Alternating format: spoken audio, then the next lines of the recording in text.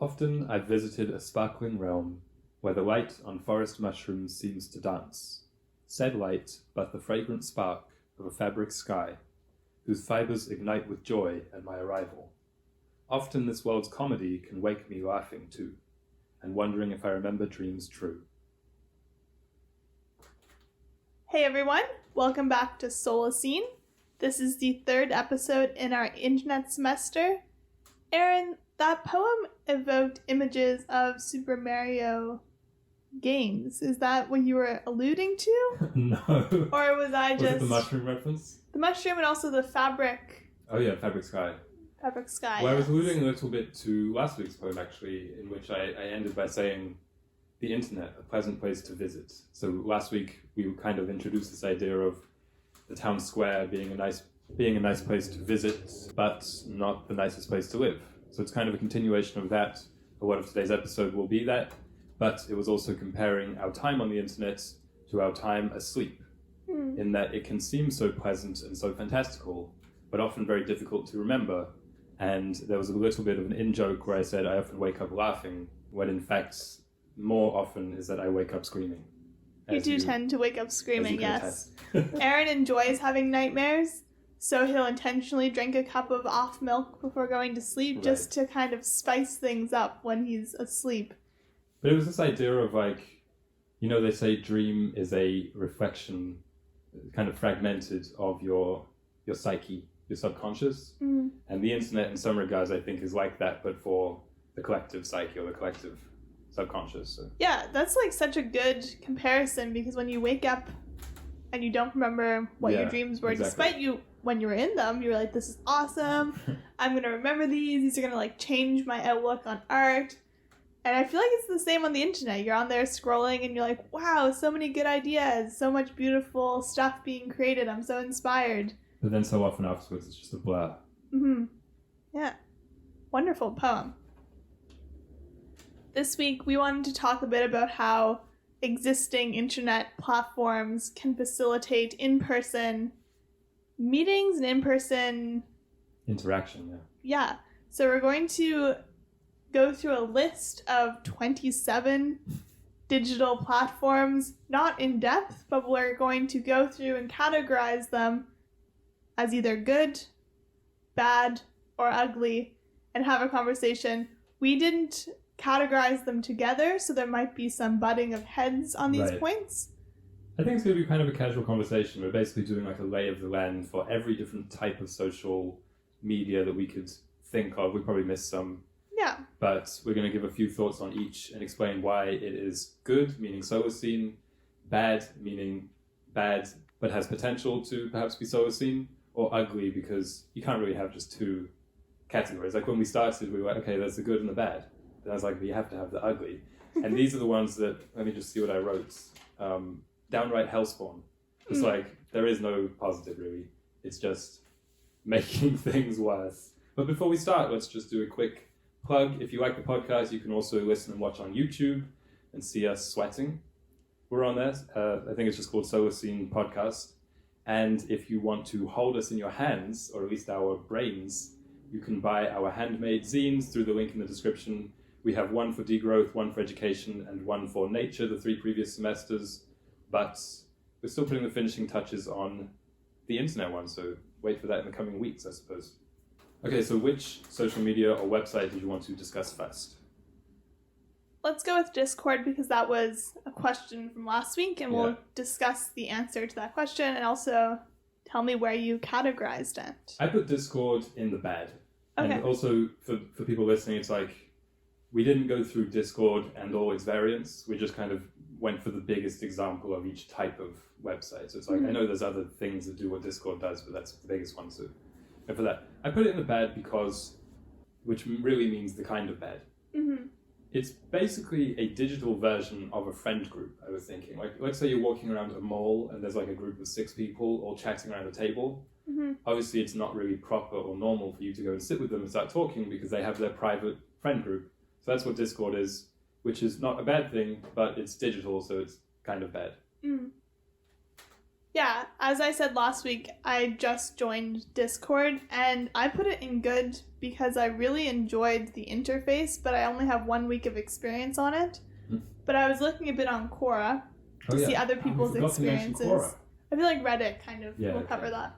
But I was on Quora looking into other people's experience with Discord, and apparently it can be quite negative.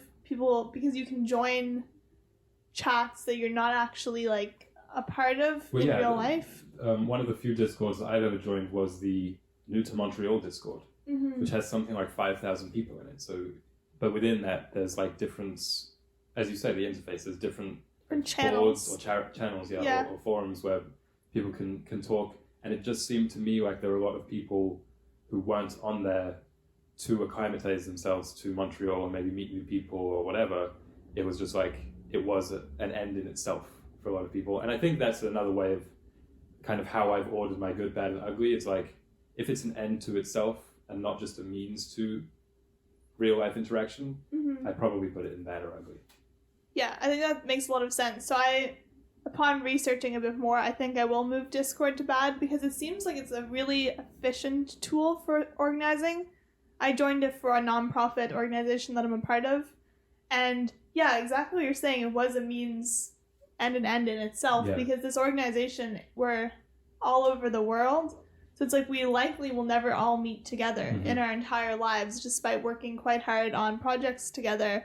So it's interesting that, it's not like it's helping us stay in touch before we meet in person. Like, it is the whole thing. But that's the thing, though. That's an example I would say where it can be kind of good because, as you say, you would have never interacted with these people at all otherwise. But let's say if there's a Montreal one, it's like that means you're all in the same city. So what are you doing on Discord? It's kind of that. Yeah, exactly. Okay, the next one for me, I'll say Yik Yak, the long forgotten and very, very, what is it? The flame that burnt too bright for us, Yik Yak. I, of course, put Yik Yak in good as well. Me too. Because it was... But it was good with a qualm for me. The problem with Yik Yak, in my opinion, was the anonymity. Yeah. If you had to have your full name on there, then I think it would be much better. There'd be actual real-life repercussions if you chose to be nasty. I think that would be close to the Solacene social media, in fact. Yeah, because it's live, it's localized, I think, within a kilometer. Yeah. And I think it would end up facilitating a lot of, like, you're passing someone on the street, and you would kind of know if there was a good chance, perhaps, that they saw the same things that you saw. Yeah. But right now, you pass someone on the street, and your Instagram feeds are probably completely different, that's kind of a dystopian thing to say, but I mean, with Yik Yak, you'd at least have these things in common. Perhaps you're all remarking on, like, a few weeks ago, a bunch of, like, notices or papers that someone had handwritten, like, sprayed all over our neighborhood, and it was just, like, about someone's dog. It wasn't even a lost dog thing. It was really strange, but I feel like if we had Yik Yak, people would have posted on it, and we'd be like, haha, that's funny, like, we all know that this happened. Right. And then maybe make jokes of people on the street. But now we're not going to talk about it because it's like, am I the only one that noticed this? So yeah, Yik Yak is good. Well, I was thinking recently along the lines of Yik Yak, but hopefully our social media Yik Yak, or our Solacene Yik Yak, will be a little bit less sordid about bathroom stalls, the messages on those. Is that a thing in women's bathrooms? Yeah. How common a thing, and what kind of things are people writing? I don't see too many. Often I just be like, hi, and someone will be like, hello. That sounds very wholesome. And so on. It's not probably the same as men's bathrooms. Right. Sometimes people will put like a phone number, and then they'll be like, texted you. Sure. Like written underneath. But I was thinking about that because that is a kind of weird asynchronous pre-social media or pre-Yik Yak equivalent, right? Like it's quite similar. Yeah. But obviously the things people write in a bathroom are, not the most Solacene, but it's like there is an interesting sense of community that it fosters, as preposterous as that sounds, I think. Yeah, certainly. I remember in high school there would always be little, not scandals, but it'd be like someone would actually write something funny or something meaningful in a bathroom stall and have a full-on conversation going. Yes. And people would be talking about it because you don't even know who was writing these things. But you can kind of recognize people's handwriting. So you know that it was just two people like corresponding or whatever it may be. Or one person using both their right and left hands. Yeah, could be. The next one is online gaming. I put this in the bad because I think it mostly distracts from real life. I guess I'm picturing the extremes, like people spend hours and hours on MMORPGs, massive multiplayer online role-playing games, your World of Warcrafts, your RuneScapes. But I also thought it can be healthy because, for instance, I learned to play chess almost entirely online, be it through a game on my PSP back in the day or through WeChess. Shout out to everyone's favorites open source chess website today. So I don't know. I think this is kind of in my bad because there's pros and cons. It could be very good. It often isn't. Yeah. So I put it in the good. I mean, I know that I'm just saying all my good off the bat. Yeah, sure. I don't have a ton of them. But online gaming, I thought about it quite a bit. And people usually who overuse it do have an awareness that they're overusing it. Like they know I'm an indoor kid basically. And therefore they're not lost. I feel like people who overuse a lot of other online platforms don't have an awareness that they're overusing it or don't have the same awareness. Right. You mean because so there is that gamer identifier. Yeah, and I was thinking about it quite a bit, and exactly as you said, it does foster a sort of sense of, I feel like it's always a healthy sense of community, the way that like social media, TikTok, Twitter, is a less healthy version of. Yeah. Because at least if you're playing Splatoon, you're doing something. Right. And yeah, there's definitely a spectrum, but I think for the most part, it is doing something. You are at least learning how to play chess, or with Splatoon is just the best example because it's pretty much the only online game that I've ever really played. Yeah, like you're doing something, there's kind of funny things circulating. It doesn't feel too unhealthy, but maybe that's just because I never was sucked into it. Maybe in moderation. Yeah. It's completely fine. Yeah. But in Like- excess, it's completely bad, I think. Yeah. I think for my good, I said things that if it was in moderation, it's completely fine, but then the bad and the ugly, it's not even fine in moderation. Yeah. Like, it should just be snipped. But there's also there's so much variance within this one, maybe more than any of the other ones, because Yeah. online gaming, it's like, as we said, there's WeChess, which is on a desktop, and very rarely chats, unless you're me during game trying to like provoke my opponents. But then there's Splatoon, which is a 4v4 thing, so some people you're playing with that you are cooperating with, others you're generally kind of antagonizing, but it has no voice chat. And then I think there's what most people think of with regards to online gaming communities, which was someone playing a Call of Duty with a headset on, trash talking in the lobbies or whatever it may be. Mhm. So yeah, there's some good, some bad, and some ugly within that one. Yeah, I think. Along those lines, what about Twitch? Okay, I've never been on Twitch, never been near Twitch, Right. so I don't really know. You know about Twitch from Ellen? Wasn't that his name? Yeah, that was his name. I put Twitch in ugly. I said it degrades social exploration. So that's how I feel about it. Mainly, Twitch to me feels like... So this is probably a bit paradoxical because I put online gaming in good, and then I put Twitch in ugly. Yeah. But this is kind of the ugly side of it, of streaming, like you're not playing the game. You're watching someone else play the game. And I don't really love that. Well, as I said last week, I see the appeal Mm-hmm. because it's in the absence of having friends in your living room that you can joke around and play with as well. Yeah. So it's a sad thing. I also put it in ugly just because I was thinking mostly of the chat, but I suppose even with this, there's the two sides of it. There's the streamer and there's the chat. Mm-hmm. And the chat just seems like a toxic, anonymous horde. Like, it just seems like it doesn't provide any good, really. Yeah, I Like, feel it's just like bad. it definitely attracts kind of sadistic people who are like, I just want to like make fun of someone, and there's this Yeah. streamer who I'll inevitably be able to make Right. fun of so many different things I mean, for. the thing is, even if it's not mean-spirited, it often isn't. Like, I remember a few years ago, probably a good few years ago now, there was when Bob Ross had his moment in the sun. It was like Twitch watches Bob Ross, or Twitch Mhm. plays Bob Ross, and everything was wholesome. They were using because it was a real-time reaction on screen where he would say something and that people would put the relevant emoji, or they would say like, "Oh, just a happy little accident" or whatever, and that would become like an instant meme, which ostensibly is a wholesome thing. Yeah. and a good natured thing, but also you just have to ask, what is the point? And I don't think there is much of a point. I think it's a waste of time, essentially.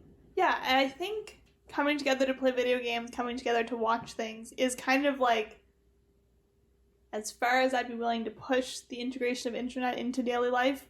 Because I remember growing up, hanging out with friends, we'd watch YouTube videos together, and like I didn't love that. Because it's like, yeah, you're all interacting and making memories, but they're very detached from your everyday experiences. And now I know people, instead of doing that with friends, would just do it virtually with others, or when they're together, everyone's on their phones on TikTok or whatever, and then showing each other, and it's even more sporadic than it used to be. So you're virtually watching something virtual. Yeah. Yeah. I think because we have so many to get through, we're going to be kind of broad strokesing this, but that's kind of fun. Yeah. People talk about nuance in social media too much. Mm-hmm. I think the guttural, like, first response, that's what we should go with. So the next one along the lines of Twitch is Instagram Live, because it's about people streaming themselves, live streaming themselves.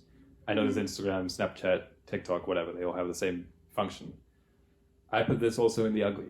Oh, because I feel like this is just a vanity thing.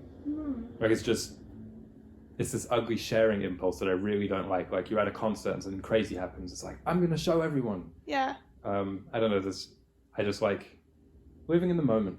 Yeah. And living for oneself. Okay, that's interesting. My experience, in air quotes, with IG Live, I don't think I've ever actually watched one, is always with...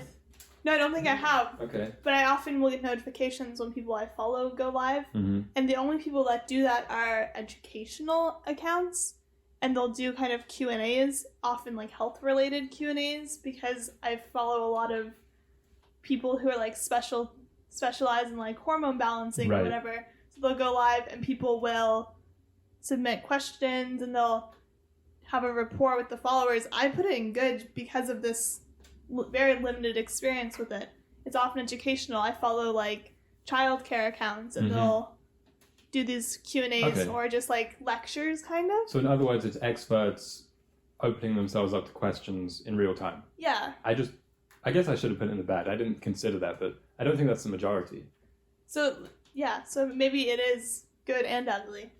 It has two sides. I think so. And along the same lines, the next one to talk about perhaps is Skillshare. Mm-hmm. Because I didn't really know much about this, but when you explained it to me, I was like, the problem is average Joes, making a product of themselves or making a side hustle of themselves. Yeah. And the problem is not if, like, Martin Scorsese wants to make Masterclass, that's another one, right? Or wants to make a video explaining how to make films. The problem is when, like, an 11-year-old who's only made 6, like, short films in his backyard tries to become a teacher on Skillshare. Mm-hmm. I know this might sound the peak of irony because of what we are. Yeah. We never claim to be experts. And I feel like on Skillshare, because you're selling it, you do kind of claim to have some kind of expertise or at least something really valuable that people should pay for. Mm-hmm. I put Skillshare in bad because I think it's a really great platform. Like, I could see us someday in the future making courses. Maybe not. I don't know, like about how to positively message climate change or how to live a Solacene life. Like, but I just don't think those are things that need to be... You know what I mean? Like, I think anything that actually needs to be paid for and studied like that, you don't go to Skillshare for it. Yeah, you go to university. Or just look it up. Like, there's free resources a lot of the times. Yeah, so that's why it's in bad, because I feel like it's generally, there's a lot of stuff on there that it's like quite unvaluable. And then there's like a few gems, and I feel like there can be gems. And it's good to have these easy platforms for people who... So maybe there's someone who's a carpenter, so obviously they don't have a lot of skill in like web design or anything like that. Right. But they'd like to do a class on how to make your own bookshelf. Mm-hmm. And Skillshare would be like an accessible place to do that, I think. But yeah, bad. If they were a very good carpenter is the point. Yeah. Like, you need to be... But the problem is there is no filtering system, I don't think. No. Okay, Be Real. Okay, I put Be Real and Ugly. Which, for people who don't know, let's explain Be Real. Yeah. Because I'm not sure how big it is. I don't know. Apparently TikTok's passe now, so I don't think Be Real is what's come in its place, but it's kind of a new social media. sort of new. Yeah. And everyone in your friend group or your digital friend group gets a notification at a random time of day. And you have to take a picture of yourself and of what you're doing. And then it posts, and then it lasts for 24 hours. So it's kind of like stories, but it's like you have to post at that time within 5 minutes or something, else you don't get to post for that day. And it's meant to just be authentic Right. social media. I also put it in the ugly. I just put beside it LOL. Because I think that selling point of it being an authentic social media is it's good, better for mental health or something. It's like the best thing would just be to not have it. Yeah. So it doesn't really have a reason to exist unless it's like, you know, those patches that smokers wear when they're trying to cull the addiction. Unless it's like that. Yeah. I mean, everyone has met the kid who doesn't have social media, and they're always like slightly obnoxious. Us, mainly or Aaron. me, yeah. But it's also like they just have They're always slightly obnoxious. They're always slightly Yeah, obnoxious just a little because bit. they know they're better than everyone else. But they do. But they are better than They're everyone else. better than everyone else, Sure. and so yeah, be real. Also, I feel like it could facilitate massive anxiety, in that you'd want to always have your makeup and hair done, always Right, look because presentable. There's no filters. Famously. Exactly. No filters. So it's like I feel like it might make people feel a bit more pressure, perhaps, and always Yeah. to be doing something exciting, even if it's not necessarily best for them. They should just be studying or whatever. The next one we're gonna say WhatsApp. I have that in the bad. Yeah, I had it in the bad too. And I know that seems funny because WhatsApp, we're using that for like iMessage, texting, Facebook Messenger, like any DMs basically. It seems like such an indispensable part of society. Yeah. But things were fine without. I know that sounds like people can say that about most technologies, but things really were fine without, and people were social without. And I also think it's kind of reduces certain skills or traits like planning, Hmm. navigation.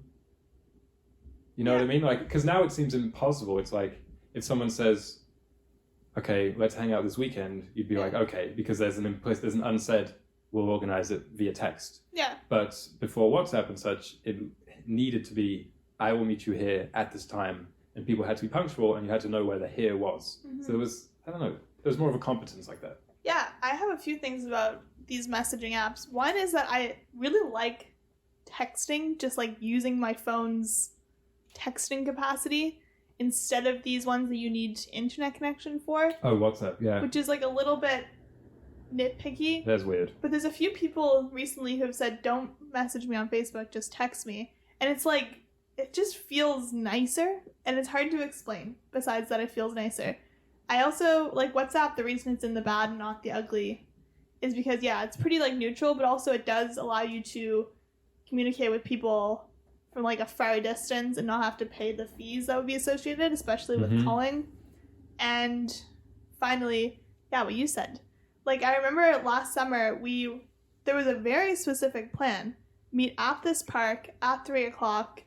We're going to play soccer. Right. And we got to the park at 3 o'clock, and there was just no one there. Yeah. And then we opened up the group chat, and we're like, is anyone here? And then people trickle in for the next, like, hour and a half. And it's kind of, I feel like Because they also might have been communicating privately or in a separate group chat that excluded people like us. Exactly. And also there's, the thing with group chats is, I don't know how many of our listeners have been in a big group chat with more than probably, let's say, 4 people. It's like people constantly are messaging in there, even if it's just an emoji. Yeah, frivolities. Yeah, just to say something because you don't want to be left out. Meanwhile, I just lurk, of course, Right. and read everyone's messages and see if there's anything important. But like people almost have a compulsion to post in group chats, and I think people are often in a lot at once. So in other words, it's often an end in itself. Whereas a lot of people just like them as a means to organize. Yeah. They are so often just like basically spending an hour on a texting chat, like joking around or such. Yeah, as exactly. we used to do for hours and hours. Yeah, exactly like But that's we because used we to were do. soulmates separated. Yeah. I also was thinking about trust because so often, the reason it seems so indispensable is because, well, how am I going to let my kid go to school or go to his friend's house afterwards if I can't check in with him? It's like what people used to do, and it used to be fine. And, trust. Whether that's a chicken or egg situation, regardless, but like, things work fine without. Yeah, they were. At the top of my page, for anyone watching, had trust in a big box, because I feel like that is a lot about the internet. And we're going to talk a bit about like in-person communities a little later, but those are all very much built on trust, the way that everything used to be, I think. So the next thing, Reddit. Reddit, and I had, like, beside this one, Facebook groups, because I think they do the same function, to be honest. Okay. I had it in the bed, because I think on the one hand it does solve problems. Like, Reddit is basically, not just me, but I know a lot of people, it has become my search engine. Mm-hmm. Because search engines, usually I'll use them if it's like, dishwasher not working, how fix? Yeah. But I'll put like, dishwasher not working, how fix Reddit? Because I want to hear real people responding instead of how the internet has become just WikiHow or like people plugging their dishwasher fixing course and such. So I think it's good for that problem solving, but I also think it causes some other problems. So that's why I have it in the bad. Yeah, Reddit for me was the one item that had the biggest disparity between usefulness and like feeling while using it. So whenever I use Reddit, I just feel grimy, because it's always like you can ask a simple question: how do I sharpen knives? And then like the answers would just be like, are you stupid? Like, have you never seen a knife before? I was thinking about that this week also. That Reddit, the people on there, they're very bad people. Yeah. They're very uncouth for some reason. They're very impolite. They're just very mean. It's like when people talk about people on the internet. I don't even think they're talking about people on Twitter. I think that people are talking about people on Reddit. Yeah, I think Reddit people just are the people of the internet. But it's often, as you said, very useful. Like, you can get a super specific and genuine answers often. For product help, it's key. Yeah. I had Facebook groups in Good because I've only had good experiences with Facebook groups. And also Facebook events in there, because that's a really great way to find out about things happening in the community. So that's like a poster. Yeah, it's just like posters. I don't actually know what a Facebook group is. So I was thinking about like if it being analogous to a subreddit for the New York Yankees, a Facebook group just seems, it's like, what's the point really? Yeah, so there are some Facebook groups that are like for a TV show or whatever. Yes. But those are quite uncommon in how people use them. From my experience, Facebook groups, like The Garden has a Facebook group. So there's only 100 members or however many people there are that year.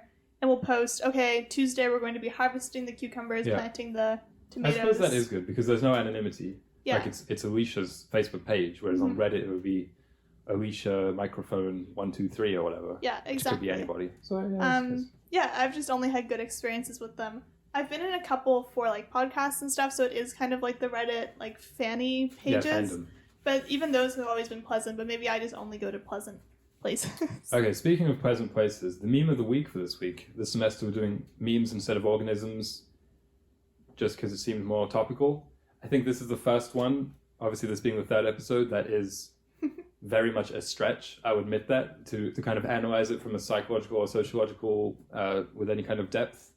The last 2 weeks, I think we were really on rock solid ground and that we nailed, why these things were kind of more significant than they seemed.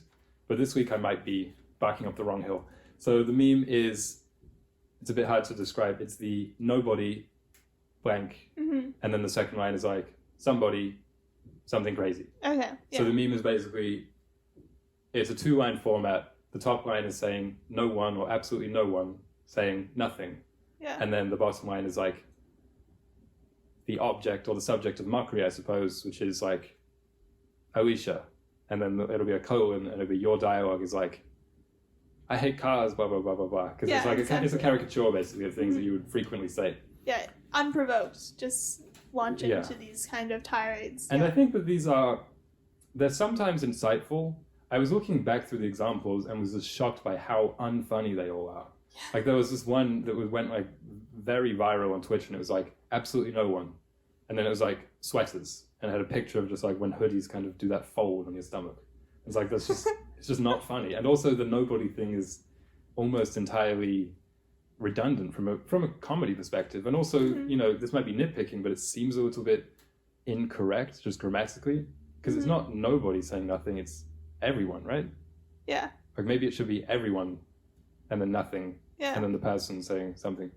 But here's my kind of crackpot theory, which is that it signals this shift wherein someone doing something or saying something or just being in a manner as the meme or Know Your Meme described as unprovoked is now a point of mockery. Mm-hmm. You know what I mean? Yeah. It's like if someone is being passionately, then that's something to laugh at. Yeah. So it's kind of making this claim that we should always be living in response Yeah. to other people or to consensus or something like that. Because I think these wouldn't be, maybe it would in like a meta way, but it seems like it wouldn't be used against people who are saying things that are very common or very popular, right? It's the things that are a bit more extreme or singular or personal to them. So you wouldn't say like absolutely nobody. How's the weather today? Yeah, exactly. Yeah. Because that's a common thing. Mm-hmm. It would be like absolutely nobody, and then it'd be like, I don't know. It's often used politically, right? So you could have like people on the left talking about like Trump. We need to build a wall and keep them out, blah, blah, blah. Or you could have like people on the right saying, Bernie, we need more money for Medicare for all, and blah, blah, blah. So Meme of the week. Meme of the week. A couple examples that I found, because do you want to guess what date is the earliest that Know Your Meme cites this on Twitter? 2019 maybe? It has September 1st, 2018. Oh, okay. I actually feel like it was a little bit before that, but these things are notoriously difficult to trace. And it was like absolutely no one, and then it was like people who make autumn or Halloween too much their personality. And it was like a long paragraph riddled with emojis about like spooky season and pumpkin spice and all that kind of stuff.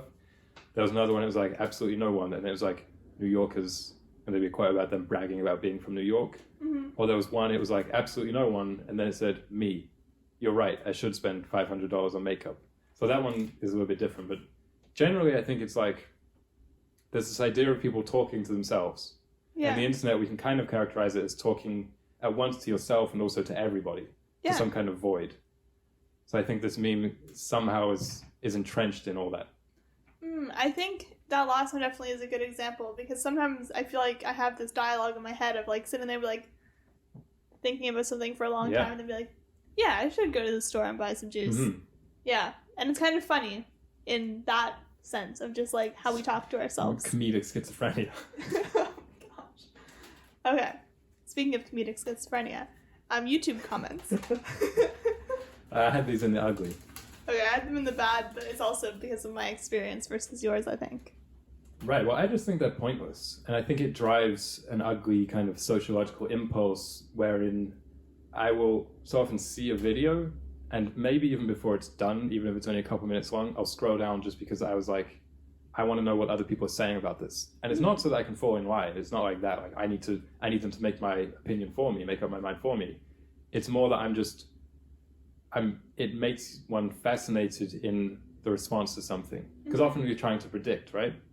Well, that's what I am anyway. Yeah. So it's like, let's say we watch a Kitchen Nightmares video, one of our many vices on the internet. Like you watch one of the full episodes of Gordon trying to salvage a floundering kitchen, and then you make comments during it, because it's the kind of thing that you make comments during and like make fun of. And then you hit the comments, and you're seeing who else made those comments. And you're like, oh, they really hated it. Why did they hate it? That's weird. And so you're kind of making a judgment on society, on people like this. And maybe this is unique to me, I don't know, but I just don't think any good comes of it. Yeah, I feel like they're kind of 95% unnecessary. The 5% of time, I like when people put like timestamps in the YouTube comments. Timestamps. But I guess in reality, they're just unnecessary. I mean, the wholesome YouTube comments, your lo-fi videos. But I don't even like those. Where the comments are all like, oh, love yourself, this made me cry, I loved watching this, you're so pleasant. Yeah. But because it also means that the person creating the video has to care to an extent about what people say about it, and they can't just make it for the sake of making it. Right, turning off comments. Yeah. Will we turn off comments on our YouTube videos? They're not really big enough to get comments yet, but... No, I don't know. Maybe. I think it has a professionalism to it. I've always liked how Apple does it, because there's a sense of like, it's not like we're scared of what people are saying, it's just we're above that.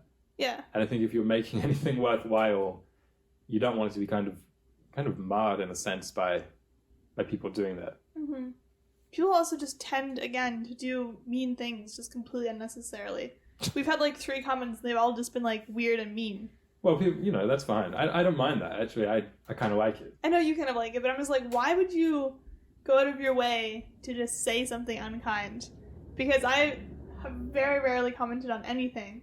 But Yeah. if I ever have, it's been like, this has genuinely moved me and I want to like tell the person that. My favorite of the four or three comments that we've gotten, someone commented, "I need a job," and the reply to that, someone said like, "Me too, bro. I'm sitting here watching two Zoomers talk about their favorite ecosystem," or something like that. So I don't know. Like, there's a comedy to it, but I mean, this also under this category, we've also got like comments on news articles in The Guardian or comments on news articles on IGN or something. It's like there really is just no point to it. So. Yeah, I don't love it. Okay, what about the Nike Run Club? I'd put it in bad. It's just kind of annoying. Yeah. I don't know, like... You were the one who mentioned this, so I thought you'd have some thoughts. Yeah, I have some thoughts. I think the idea is really great. What is the idea? What's the Nike Run Club?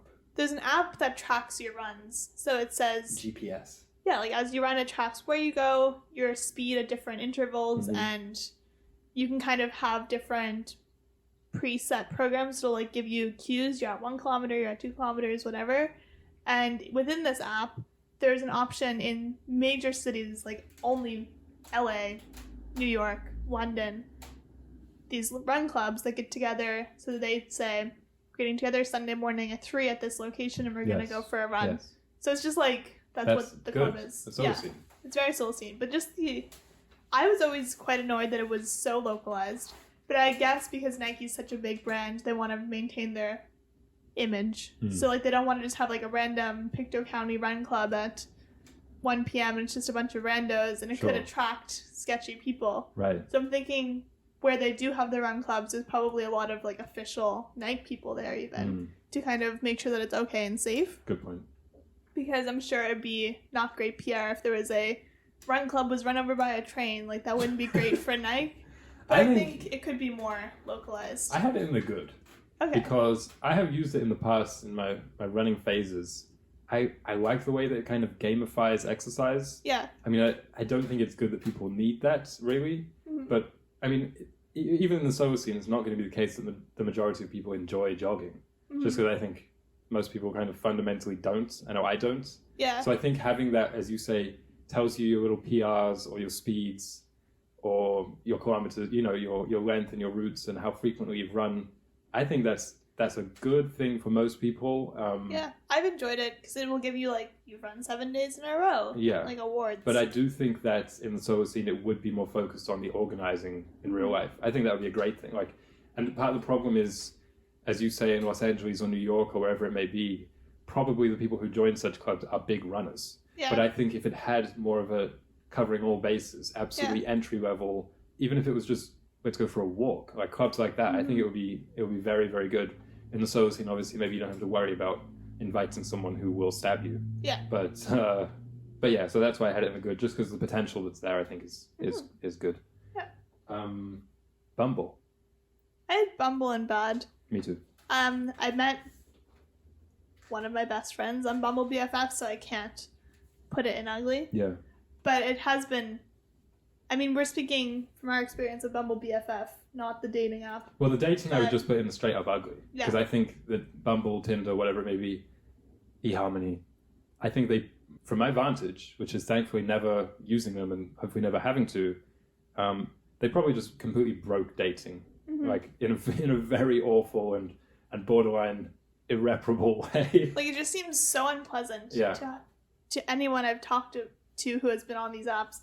I know some people end up getting married or whatever, but it's like... But the scene, I just think it's been so ridiculously bad for the idea of dating, courting, relationships. Well, maybe we can do an episode on that, like how the internet... I think that'd be worth these kind of things. But, worth an episode, yeah. But the reason I only had it in the bad is because the BFF thing... I mean, it's good for introverts, I suppose. I like that there's no anonymity. Like, you are putting yourself out there. I don't know, maybe it's just ugly. I'm not sure. I've just had like it's so many that line, I think. weird experiences on Bumble BFF in that I meet someone, get along really well. I'm sure this is exactly how the dating apps are. But then they just like don't message you back. You get ghosted. You get ghosted, but so often. And it's like... And people don't like you. Maybe. But it's just like such a strange experience of like, okay, I had a 3-hour conversation in person with this person through like who I met through this app.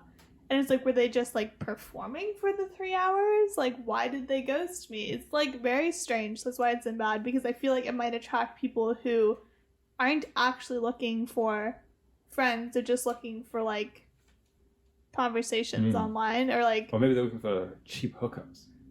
Maybe, yeah. It's like the meme of the week. Absolutely no one. And then Alicia, why did they ghost me? We had a chat for 3 hours. That is true. LinkedIn. I put that in ugly. The Bumble of the corporate world. I hate LinkedIn so much. I put it in bad just because I've never used it. To me, it's just like, it's pointless, but it isn't doing a detriment to society. So I don't think, like, not like YouTube comments or Twitch are, or TikTok. Yeah, that's true. I just think it's pointless. There's a couple that I just wrote by beside pointless.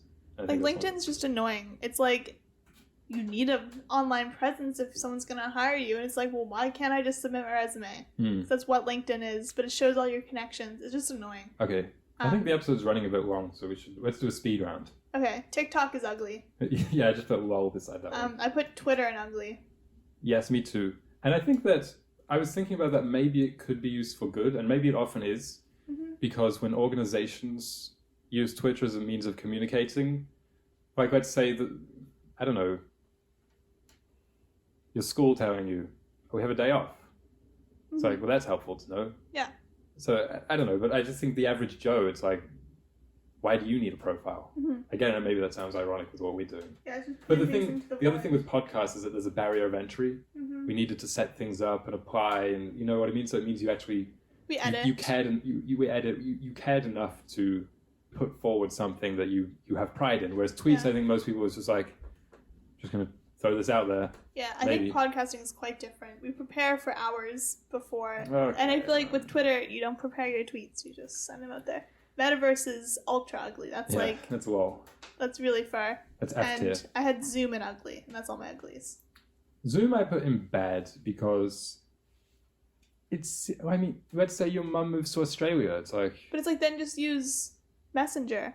Yeah, but you want to see her. We used to Zoom. We'd use Messenger video. These ones that are integrated in your daily chats. But I'm using Zoom as Skype, Messenger video, FaceTime, whatever. Like, okay. I just think it's going bad then. It's you know, you connect with your loved ones. Not really, and the reason I put it in bad is because it's so overused. I mean, and in professional context, it's just awful. It's just not.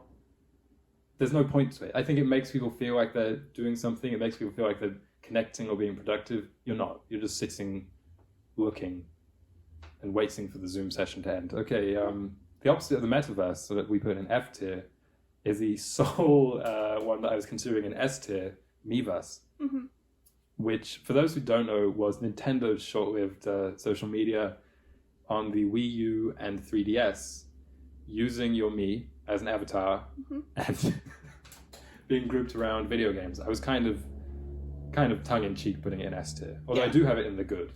I have it in the good. It was just like fun. I mean, there was no pictures. You weren't even able to write, really, were you? No, you could type. You could type, and you could also draw. So basically, the initial intent was that people could dip in while you're playing a game and ask for help on, let's say, the Zelda puzzle, because you could also post screenshots.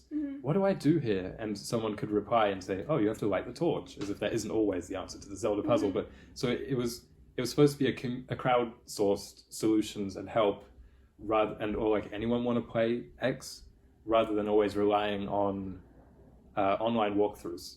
So in that sense, I suppose there was a community. Maybe it's also clumped in with online gaming, I'm not sure. The idea of you having avatars, I feel like it's actually quite unique. I don't know if any other social media does that. I mean, I know people do the weird thing with their emojis that are shaped after themselves, but it's not mandatory anywhere else, you know? Yeah. But Miiverse, it's this weird thing where it's not quite you, but it's also not quite 100% anonymous. Yeah. So I think it had a strange feeling to that. For most people, it was only accessible at home because it was, you know, on their Wii U. So I think that was interesting because it was on a big screen in usually a family living room. Yeah. So I think even if it is kind of a kid's version of Twitter, you use that version of Twitter different if it's on your phone and you are kind of shielding it from other people in your bed or something, or whether it's on a big screen that you can't hide. So I think it leads people to different types of interactions. And also there's the key fact that it was heavily moderated. Yeah. Which is also quite unique. I think that was very useful for making it a nice place to be. Yeah.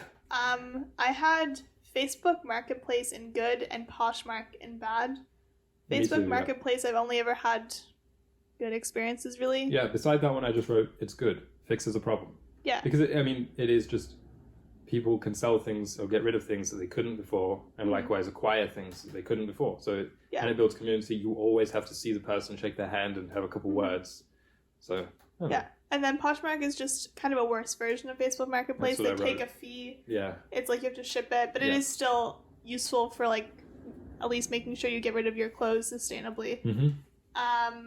Food waste apps, good, if not S tier. I think those are it's simple. really It's like pleasant. it's good again. It fixes a problem. Yeah. That before, so that's things like, was it fresh food or something like that? Yeah, they all have names like that. Too good to go. So for produce, the grocery stores are getting rid of. You can sign up through the thing and take it at a discount. Yeah. Okay, neighborhood watch apps, which I don't even think you were aware of until I brought this up. I think these are a bigger thing in America in gated communities. It's kind of like, just a digital social media for a neighborhood watch. I had it in bad because it just, again, seems pointless and alienating, if anything. Like, it doesn't bring people together. It seems like it kind of further creates social disharmony. So that was where I put it. Yeah, I had it in bad as well for the same reasons. Actually, excuse me, I had it in ugly. Oh, okay. Medium, which means like blogs, especially paid blogs, Substacks, things like this, like people's little online publications. Yeah. I had this in bad because I think it's a good outlet for people writing. I like how it's a longer form and more professional and requires a bit more from both the writer and the reader because you need to subscribe, search it out, sometimes pay. And a lot of the ones I've seen have been high effort and like good writing and just akin to journalism or good creative writing. I think the only reason I had it in bad was that it's digital and that's the end. Yeah. To be digital. Makes sense. I had Medium in good, but then most other blogs in bad. Medium, I just really enjoy the experience of reading things on there, and Is Medium a paid one? Some of them are paid? you have to pay after like 3 articles or something. Okay. And so it's just good for the creator, like the person who's writing, and it does seem to foster good work. But other blogs don't so much. If it's a lot of like ghostwriting or like 90% of them are just written by AI, it's like they don't feel great. The short-lived Solacene blog. Yeah. We'll get back to it one day. Someday. Letterboxd. I had this in the bad. It's probably the social media that I use the most, ironically. I think it could be something like the Run Club of movies, as in my idealized version of the Run Club, which was about organizing actual run clubs. I always think that Letterboxd, if it had a bit more of a geographic feature, because you could literally see who else was at a single screening of a film that you saw, what time and what cinema and what date. Yeah. And I think that that would be amazing for building real friendships. Yeah. But it doesn't have that feature, so it's in the bad for me. Yeah, it's in the bad for me for that reason.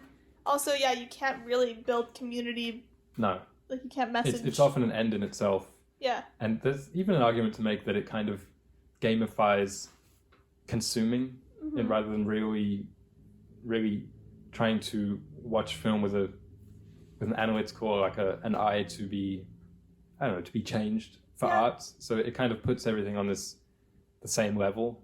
I don't know, there's something about just the seemingly infinite number of films and the way they're displayed that it makes it seem like toys to collect or something like that. And then for SoundCloud/Tumblr, we kind of lump these ones together. They're a little bit different, but I think we were just thinking about users posting art in a blog-like format. I put this one in the ugly. Okay. I'm not exactly sure why. It might just be bad.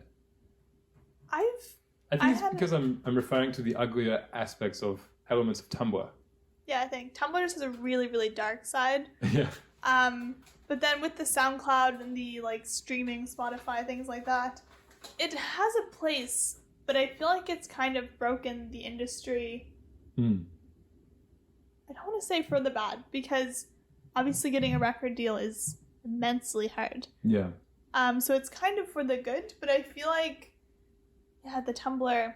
Well, it cracks culture wide open. Yeah, like there's But I just feel like it sucks because a lot of amazing artists get lost Right. on these You're because talking there's no about filter. yourself. No. I just feel like sometimes I'll come across an artist on the internet and I'm like, oh my goodness, like they must be in galleries. And then I click on them and it's like, no, it's just this one Tumblr page that they run. And it's like kind of a shame because it's so saturated that there's no one kind of seeking it out to promote it. Like I feel like agents aren't on there trying to find great art too often. That actually, I had a Solacene recommends this week, and this is maybe a good place to do it. I went to a concert for the first time in 8 years, and the artist's name was Nico Paolo. So if you want a beautiful musician who has the voice of a literal angel, but also like slightly indie, just like beautiful music, Nico Paolo, search her out. Shout out to my friend for recommending her to me. It was just lovely, a very Solacene experience. Is it a Montreal-based artist? No, she's originally from Portugal, but lives in Newfoundland. And also, the viewing experience, it was at a place called Maison. So I just thought that was like a kind of chic name. Well, I didn't think it was going to be a house. I thought it was just a chic name for like a club or wherever was going to be this concert. But then we showed up and it was in fact just a house, like just in an old parlor. Not even La Maison, just house. Yeah, just Maison. And yeah, I was in this tiny house. There were like, I was sitting on a seat that had like springs poking through. It was a whole very Solacene experience. That's such a natural adjective. Yeah. I like that. I hope people, if that could be our podcast, like sole contribution to society, people just start saying that. Please, listeners. Use Solacene as an adjective. No one would get it though. You'd be like in a room and be like, man, that's Solacene. Everyone's like, what? Yeah, but then you have to send them our podcast and they listen. They go, I get it. Right. Look at this zine. Okay, the final thing, meetup.org. I've never been on meetup.org, but what I know of it is that it's a place for people. It's kind of like Facebook events. So like people will post, we're going to get together and play Dungeons and Dragons. We're going to get together and discuss Nietzsche. Like whatever it may be. I've had it in bad because from what you tell me, there aren't a lot of pleasant things to do on it. Like it's always Dungeons and Dragons. It's never anything else. Well, today actually I got an email from it because I subscribe, but I've never actually been to one for Montreal's 7v7 football soccer league. Oh, okay. So there is like active stuff. I put it in bad because it's mostly old people. I think it's good in theory, but it's mostly older demographics. It's not very diverse in terms of the types of people on it, nor the types of opportunities offered, really. And also, you have to pay to post a thing. So, like, if I wanted to post a meetup as if I was posting, I don't know, a poster around town, I have to pay a fee. That's strange. It is weird. Whereas with a Facebook event, right? But with a Facebook event, it's only going to show for your friends, really. Yeah. So that's the thing. You have this massive demographic that can find you. Yeah, but I think it could be used for good in the Solacene because I was thinking we didn't get to talk about it too much, but like maybe next week we can talk about place websites. Like it's really great that like a church has a website so you can go on and say these are the times that they're going to be meeting, like see their calendar and so on. Because otherwise it'd be really hard when you move to a new place to like get information about cafes even. It's like, is this open? Like what's going on? Actually, I did have some questions for next week. Okay. So one is we could talk about the internet tone. That's something I've been thinking about. Like, is it light? Is it serious? I know it differs by website. We talked about Reddit is often kind of sordid and sweary. So I think that the internet tone versus real life tone, I think, is interesting. And also maybe how anonymity plays into that. Maybe just a small conversation. And the other one is talking about how seen communication sticks in our mind compared to heard communication. Okay. So it's like, I don't know, if you read an interview versus watching one on YouTube versus watching one in the crowd. On YouTube, you can pause and go back. If you see it, you can read it infinite times. If you are there in the crowd, it's lost to the ether if you cough or something.